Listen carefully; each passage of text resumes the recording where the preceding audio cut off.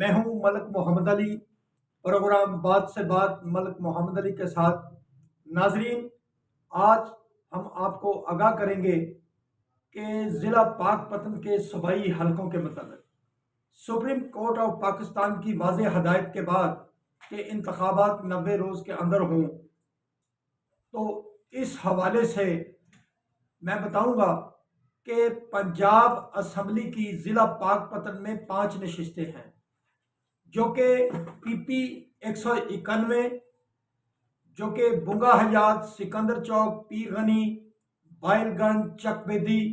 اور دیگر بڑے دیہاتوں پر مشتمل ہے۔ یہ حلقہ مکمل طور پر دیہاتی ہے۔ تو دوسرا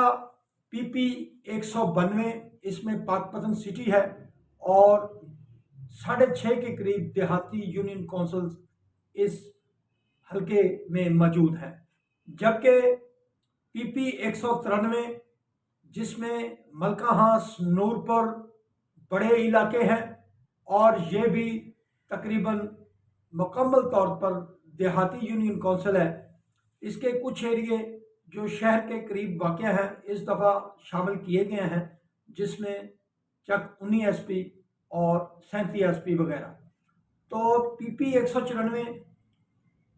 یہ سیٹ آرم والا شہر مکمل اور کچھ دیہاتی علاقے شامل ہے اس میں، جبکہ پی پی 195 یہ بھی قبولہ اس کا مین علاقہ ہے اور دیگر دیہاتی علاقوں پر مشتمل ہے یہ صوبائی حلقہ۔ تو ناظرین، ان 5 صوبائی حلقوں میں ہم آپ کو بتائیں گے کہ تحریک انصاف اور مسلم لیگ نون کے امیدواران کے درمیان کانٹے کا جوڑ پڑے گا، اور ان حلقوں کے لیے دونوں اطراف سے امیدواران، جو کہ پی پی 191 سے 2018 میں تحریک انصاف نے الیکشن جیتا تھا، پی پی 192 پاک پتن شہر سے مسلم لیگ نون نے جیتا تھا، پی پی 193 تحریک انصاف نے جیتا تھا، پی پی 194 تحریک انصاف نے جیتا تھا اور پی پی 195 مسلم لیگ نون میں جیتا تھا۔ تو ناظرین، ہم آپ کو اپنے ان پروگرام میں بتائیں گے اور یہ پروگرام چند اقساط پر مشتمل ہوگا، جس میں اس علاقے کے امیدواران اور ان کی برادریوں اور ان کا اپنی پارٹیوں میں کیا قد کاٹ ہے، علاقے میں ان کی کیا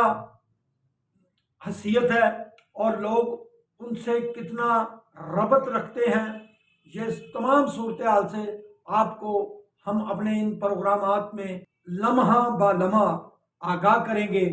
اور آپ کو بتائیں گے کہ آنے والے وقت میں اور جو موجودہ الیکشن آ رہے ہیں، ان الیکشن میں کن کن امیدواران کو ان کی پارٹیوں سے ٹکٹ ملنے کی توقع ہے، اور ایسے کون سے امیدوار ہیں جو شاید الیکشن میں پارٹی ٹکٹ سے محروم ہو جائیں، یا ایسی کون سی سیاسی شخصیات ہیں جو اپنی پارٹی سیاسی وابستگی کو تبدیل کر لیں۔ تو یہ انشاءاللہ تعالی آپ کو آگاہ کرتے رہیں گے۔ سلام پاکستان، سلام اوورسیز پاکستانی، اللہ حافظ۔